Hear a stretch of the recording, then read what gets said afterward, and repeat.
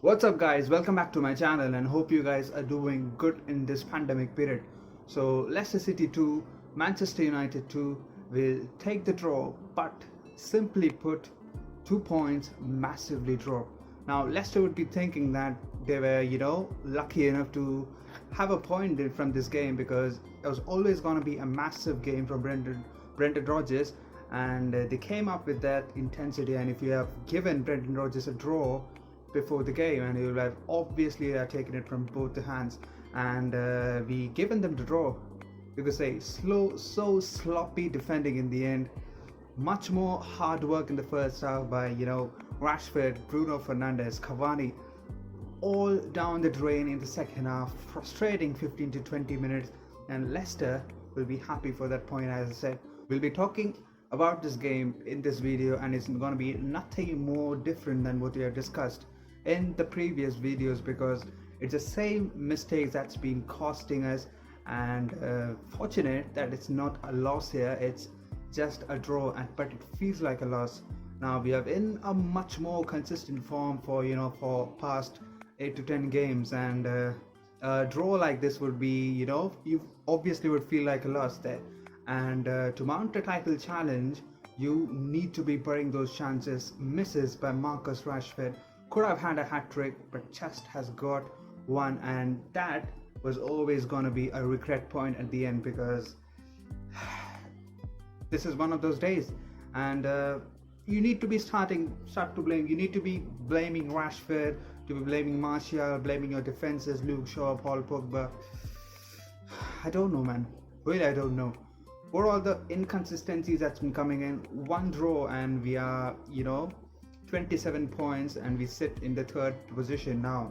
Liverpool play West Brom tomorrow, and let's consider that they get those 3 points, so they'll be moving to 34, and we will be 7 points behind Liverpool in the third place with a game in hand.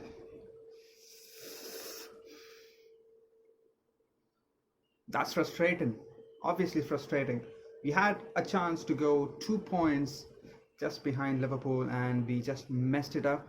It's obviously it's us who messed it up. If you are new to the channel, please hit that subscribe button, will be of much more help. So we'll be talking about many concerns, many positives, more than the concerns we'll be talking about in this video. Leicester City 2, Manchester United 2 at the King Power Stadium. So without wasting any time, let's get this started.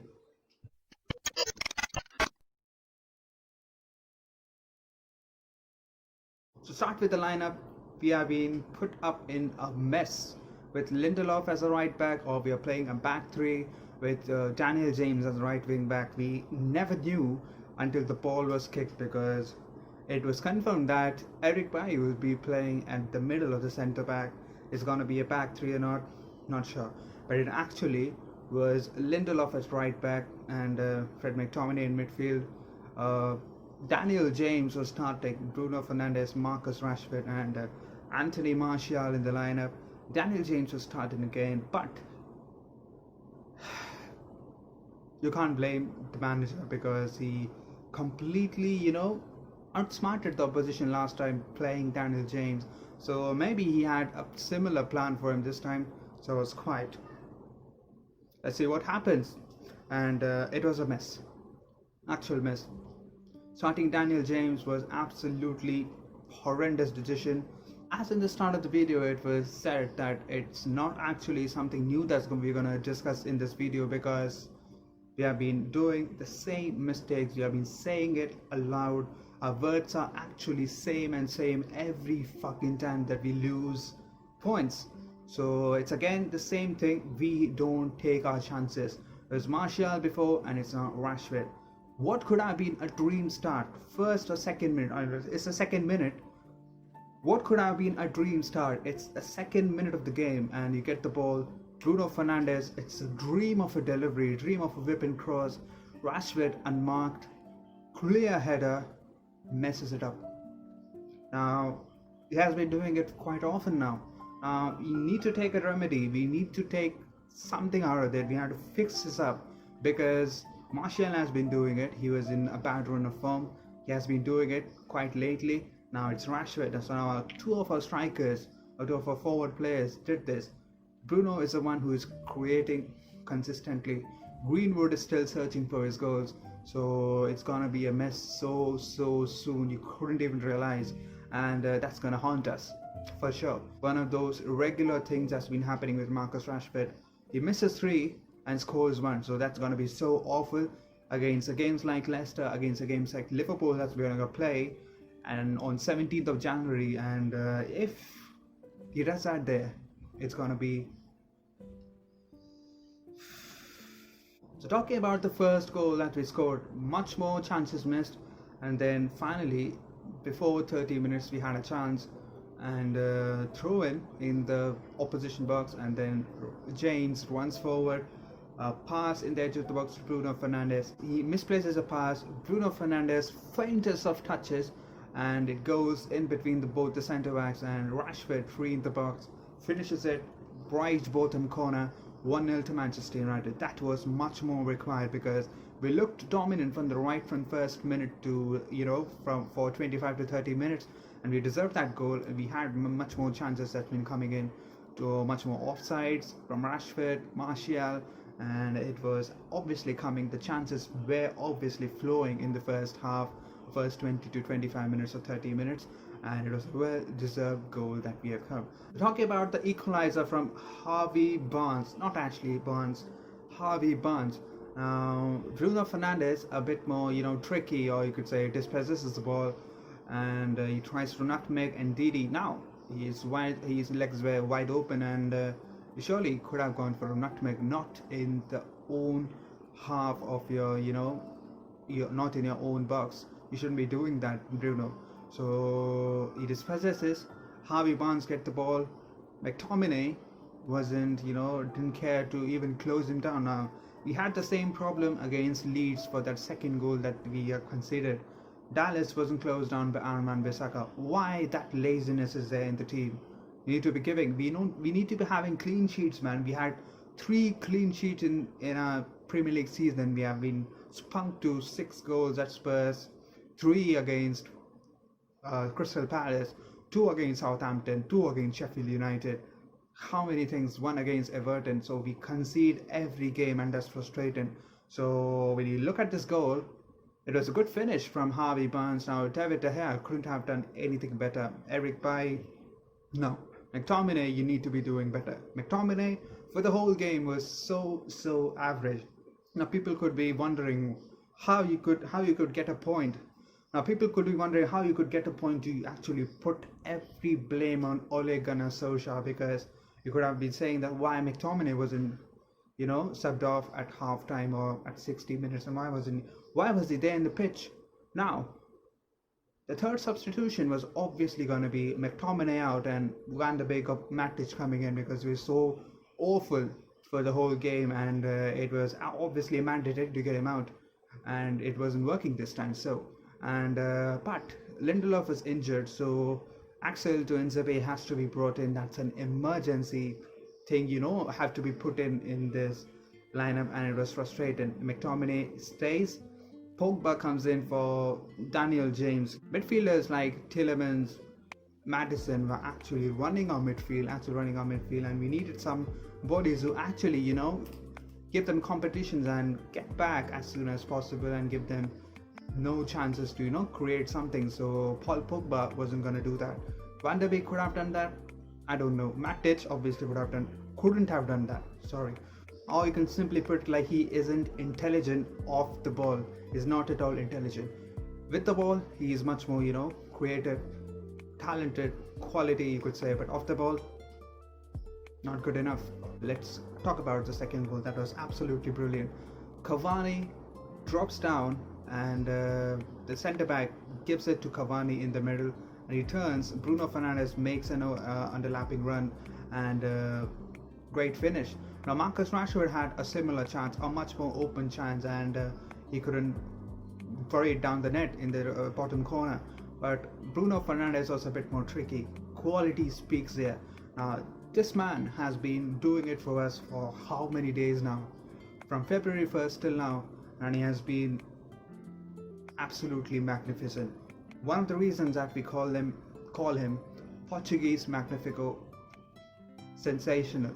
He was a bit more dodgy and reckless in his challenges. He was booked for clueless or a stupid challenge in against Johnny Evans. He was about to take a quick free kick and he was denying him, and he gets a book from Mike Dean and much more rough challenges too, so he could have been sent off after that. And he was a bit more cautionary, and he did stay in the pitch. One of those days for him, and still gets an assist and a goal. Now that's what we love in the player. We go on in the transfer market, we should be looking for those Bruno Fernandes kind of players in other positions too. So imagine if we have someone like Bruno's leadership, Bruno's creativity, Bruno's vision everywhere in the field, from right wing, from here and there, everything will be sorted for us. And now we actually have one Bruno in our team, and we could be winning the title or not. No, I can't say, but still he can be one of those players who can lift that team. He can reach us there till the top. Regarding Marcus Rashford, there's no competition who could actually be being put in the table for him, because there's no left winger in our squad who could actually match his quality. Daniel James is the left winger, but on any day he's not gonna be substituted in for him. He's not gonna be actually replacing him, not even in his dreams. So you could say that in Rashford's mindset, you could say that if I'm a player, I would be starting every game, because there's no one in the bench who has a quality like me. So if I'm fit, I'm gonna start. If it's in an important game, it's an important game, and I'm gonna start. So that's his mindset. He's carrying us for a long time now. Before Bruno Fernandes did come in, Paul Pogba was injured. He was carrying the whole team single-handedly. Martial, Greenwood. So Marcus Rashford was actually the one who was carrying us for long now. Shoulder injury, Victor Lindelof shoulder injury. So everything did come up in between. He needs rest.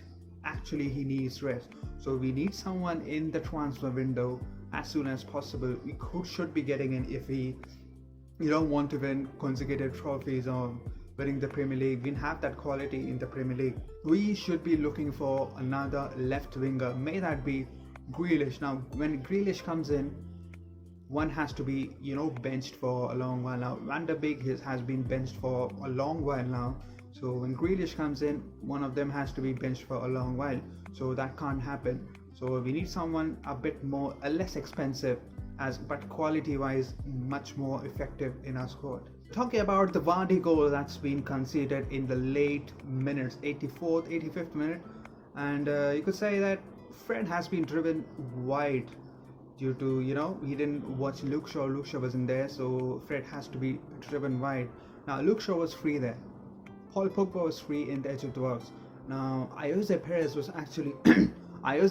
actually driving forward. Now it's Luke Shaw's responsibility, but if Fred is marking us in this left back position, so he needs to go back and track Ayoze Perez and mark him. He didn't do that. And on the other side you could say that Paul Pogba was in the edge of the box. He could have tracked back. Now Pogba slanders, or Pogba, the one who hates Pogba in the Twitter, how you could now there can be an argument that Pogba could be tracking back. You can actually see Luke Shaw being a bit more slow, Ayoze Perez on actually unmarked and free in the box, so Pogba should be tracking back. Now when Pogba tracks back, there remains a free man in the box who could be in the edge of the box, and that could be deadly. Now that's so silly to even mention. Now Pogba should be tracking back, and Luke Shaw automatically comes back here, and it could be sorted. But Pogba, ridiculous. Now we talked about Pogba being a bit more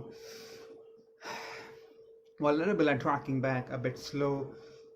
You need to just have your intelligence off the ball, and you are playing for France. You can be a captain of your France side. He can be so vocal. He in World Cup winning squad. He still needs to be finding those decisions to actually see those decisions coming up in front of him, and needs to decide what is much more good for the club and he's not been doing that. Now Bruno Fernandes has been doing it very well often. Paul Pogba is missing now. That could say why you could obviously see why he is benched so often, because he can be put in against low block oppositions where there's not much more quick intensity passes or quick intensity movements required. Now players like teams like Leicester, teams like Manchester City, teams like Liverpool, these kind of teams, you need to be, quick in decisions, quick in passes, because the midfielders are gonna press you. Now it's Pogba, but it's gonna be Pogba. Now people know how talented he is, how much of a quality he possesses. So all three or four of them are gonna grab you. So you don't have any time to put that quick fair, what do you say, quick dribbles or quick flicks and tricks. You can't be doing that. So you need to be doing that. Decision making under these circumstances in defending has been so minimal. So it was hard work coming from United. After that, Harvey Barnes, equalizer, getting that shape up, getting that character up. Cavani sets up Bruno Fernandes. It was a glorious finish, and it was so good to watch and so relieving. Now they obviously have said that they would be happy with the point, and we are in the receiving end to actually think that we dropped 2 points. That's it for today's video. So if you like the video, please hit that like button, and if you're yet to subscribe, please hit that subscribe button now. This is so unacceptable now, and Ole Gunnar Solskjaer will have been under much more different phases, and it's one of those things, one of those days where we were so unlucky. Now we have scrapped games against Brighton and Hove Albion with the 90+10 penalty. Now that could be much more lucky for us, and this time it's unlucky. We move. As said, Liverpool would be winning against West Brom. It's gonna be so minute possibility that West Brom could actually get a point against them, so they're gonna win it. Let's assume that they will be winning it. So 7 points behind them it would be, and it is pain for us. Actually, we could have actually cut that gap and got them in the neck, and could be as equal to title challenges, you could say. But there's much more to improve. You can't sit in this. We were solid in defending for the past few games, you could say, and against top 6 we were so annoying. Now if we look at our form now, if you could look at our form and say that we are doing good, but we drawn against Chelsea 0-0, we drawn against Manchester City 0-0, we lost against Arsenal 1-0, we lost against Spurs 6-1, we drew against Leicester 2-2. So it's 3 points from the possible 6 games. That's terrible. So we need to improve. The next big game that's been coming up is obviously Manchester City in the Carabao Cup semi-finals. That's in the league, if you could say. We could be having Aston Villa that's been coming up next. They have been in one of those good forms at the moment, so it's not easy to have a go against them. And Wan-Bissaka is injured, is what we have been said. For how much time, that's not been told, and so we'll be looking after that. So what's gonna happen? Axel Tuanzebe, De Gea, Maguire, Lindelof, Rashford, God's sake, should be burying those chances. Martial, get those chances, get in the net. We need to improve much more to get Boxing Day result, and it's draw. So we'll be meeting in the next video. Until then, stay home, stay safe. Goodbye.